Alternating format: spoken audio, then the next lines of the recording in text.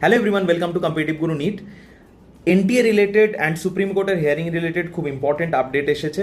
Medical Association of India NEET 2026 paper leak নিয়ে Supreme কোর্টে একটা পিটিশন ফাইল করেছিল যে এনটিএ আর কেপেবল বডি নয় যে নিটের মতো এক্সাম কন্ডাক্ট করাতে পারে সেই নিয়ে। তো এনটিএর জন্য সুপ্রিম কোর্ট বলেছে যে 2024-এর পেপার লিকের পরও এনটিএ কিছুই শেখেনি সেখান থেকে, তারপরেও এত বড় ব্লান্ডার হয়েছে।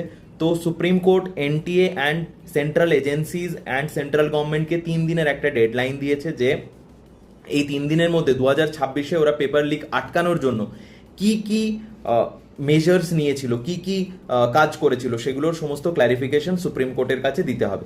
29 মে সমস্ত হিয়ারিং আছে, ফাইনাল হিয়ারিং।